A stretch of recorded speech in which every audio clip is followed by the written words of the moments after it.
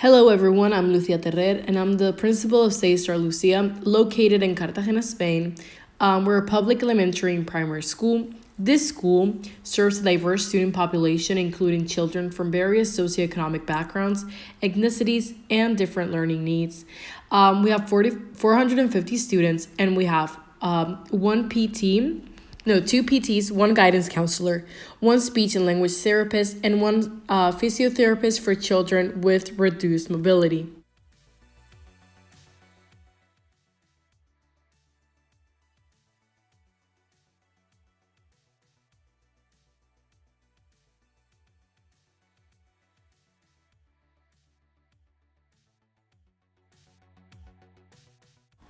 The five that I've seen more relevant and I've chosen are inclusive curriculum, language support program, family, community engagement, diversity-focused student support services, and monitoring and evaluating systems.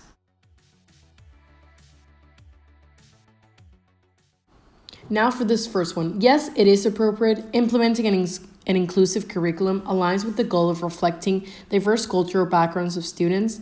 It ensures that all students see themselves represented in their education, promoting engagement and a sense of belonging. We can see here the supporting legislation. The affected actors are students who benefit from a more relevant and engaging curriculum, teachers who require training and resources to deliver the new curriculum, and parents who gain a more inclusive perspective on their children's education. Then the affected relationships, teacher-student, which are enhanced by greater cultural and understanding and relevance, school community, which are strengthened through the inclusion of community and cultural resources, and student-student, improved through mutual respect and understanding fostered by an inclusive curriculum. Now, for the second one, yes, is also appropriate. Language support programs are essential in a diverse region like Murcia, where many students might be non-native Spanish speakers. These programs help bridge language gaps, ensuring all students can fully participate in their education. We can see here the support and legislation. The affected actors are students that are direct beneficiaries through improved language skills and academic performance, language support specialists that are needed to implement and run the programs, and parents that may receive support to help their children at home. The affected relationships are teacher-student, enhanced by a better communication understanding, student-student, improving peer interactions and inclusion, and school community, is strengthened through inclusive communication practices. For the third one, we can see that it's also appropriate. Engaging families in the community is vital for creating a supportive educational environment. It builds trust and collaboration, essential for student success. We can see here the supportive legislation. The affected actors are parents and families who become more involved and informed, community leaders who play a role in supporting the school, and students that benefit from a more supportive and involved community. The affected relationships we can see are school-parent, strengthened through the active engagement and communication, school community, enhanced through collaboration and mutual support, and parent-student, improved through increased parental involvement. On the fourth one, we can see that it's also appropriate. Tailored support services are crucial for addressing the diverse needs of students, ensuring they receive the necessary resources to succeed academically and socially. We can see here the support and legislation. The affected actors are students that directly benefit from personalized support, counselors and support staff essential in delivering these services, and teachers which are supported managing diverse classrooms. The affected relationships are teacher-student, which are enhanced by addressing individual needs, student-student fostered through peer support and understanding, and school-parent, strengthened by involving parents and support strategies. Lastly, we can see that it is also appropriate. Regular monitoring and evaluation ensure the effectiveness of diversity initiatives, allowing for continuous improvement and accountability. We can see the support and legislation that follows it. And then for the affected actors, we can see school administration, which are responsible for implementing and overseeing evaluation system. Teachers that participate in the evaluation process and benefit from the feedback, and students and parents, which are indirectly benefit from improved educational practices. Then we can see the affected relationships, which are school-teacher, strengthened through collaborative evaluation process, teacher-student, which are improved through data-driven insights leading to better teaching strategies and school community, which enhance transparency and trust through regular reporting and feedback. By adopting these 5 initiatives, our school can effectively manage diversity, promote inclusion, and position itself as a leading educational institution in the Murcia region. Now we'll talk about the proposed initiatives. Special education needs. While diversity-focused student support services are mentioned, there is no explicit focus on the students with special education needs, such as those with disabilities or learning difficulties beyond language barriers.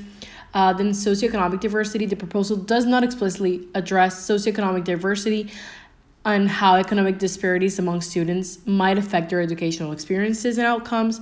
Then gender and sexual orientation diversity. There's no mention of policies or programs addressing gender diversity and inclusivity, nor we have the support for students of various sexual orientations. And then gifted and talented students.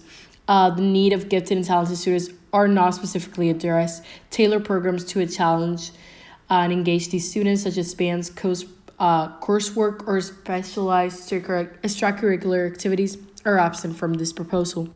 Now for the relationships. The first one, teacher-teacher relationship. With professional development for teachers, it is mentioned. There is no specific focus on fostering collaborative relationships among teachers themselves.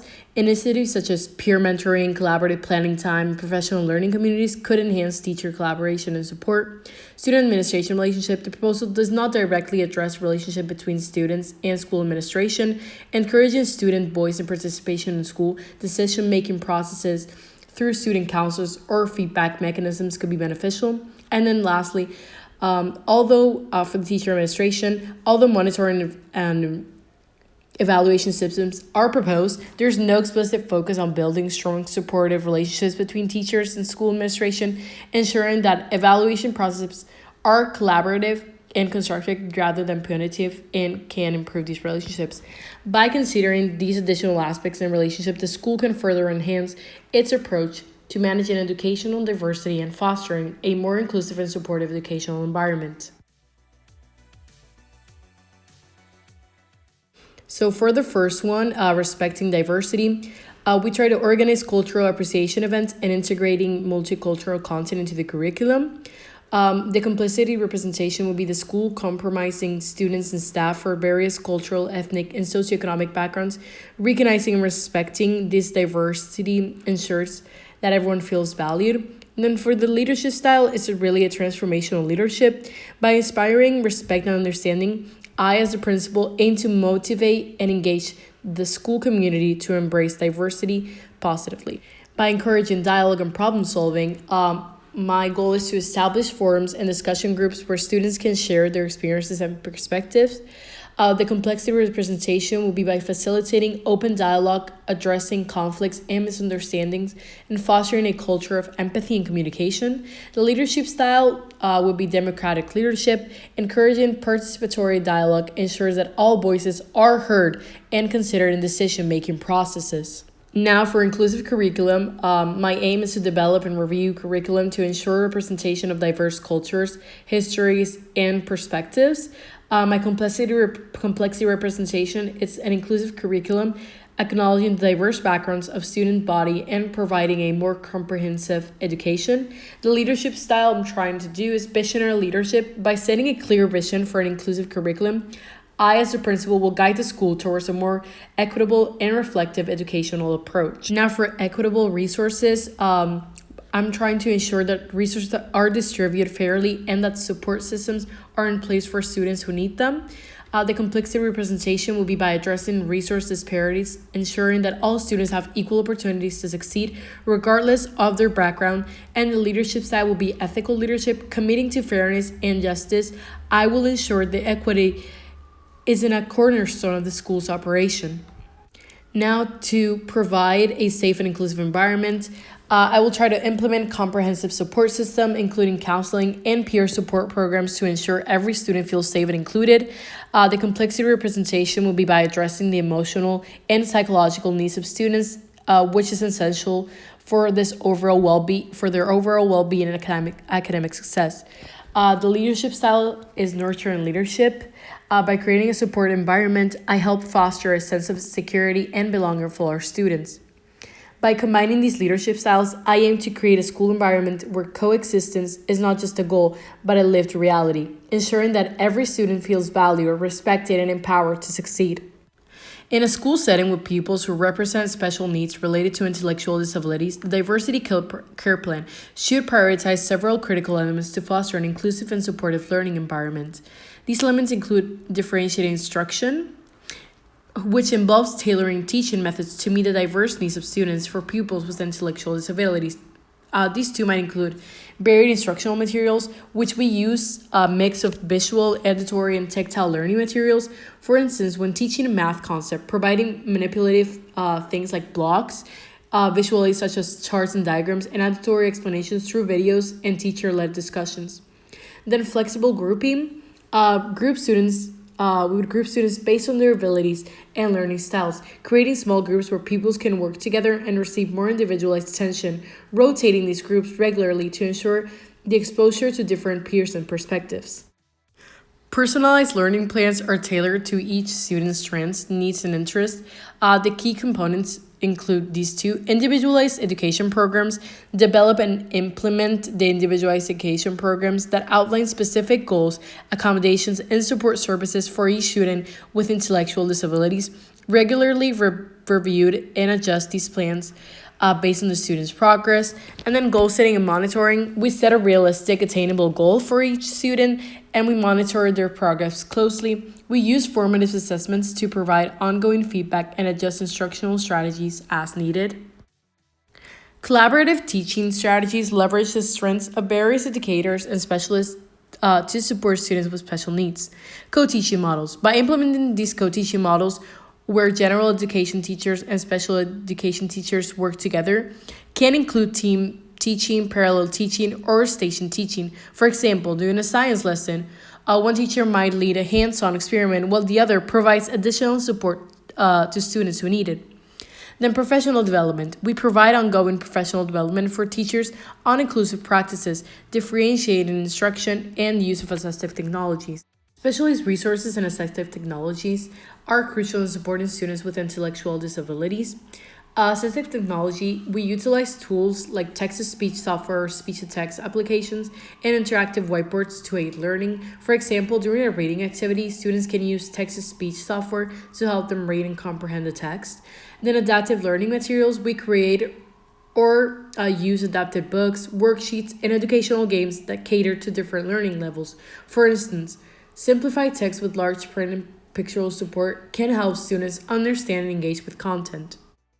Now for the example of learning activity. Imagine a science class where we're going to teach about plants and their growth. The objective is to understand the basic needs of plants and observe the process of growth. The steps would be like an introduction, starting with a short video about plants, using simple language and visual aids to explain the concept. Then an activity which each student plants a seed in a small pot, providing clear step-by-step instructions and support as needed. For the observation journals, students maintain an observation journal where they record the growth of their plant. Then we would organize a small group discussion where students can share their observations. And then technology integration. We use digital cameras or tablets for students to take pictures of their plant's growth. Differentiation. We provide additional visual supports and hands-on assistance for students who need it, and we allow students to present their findings in different formats such as drawings, verbal presentations, or using assistive technology.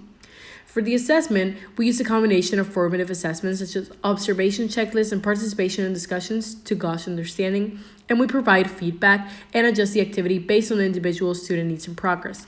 By focusing on these critical elements, teachers can curate a classroom environment that supports the learning and development of all students, including those with intellectual disabilities.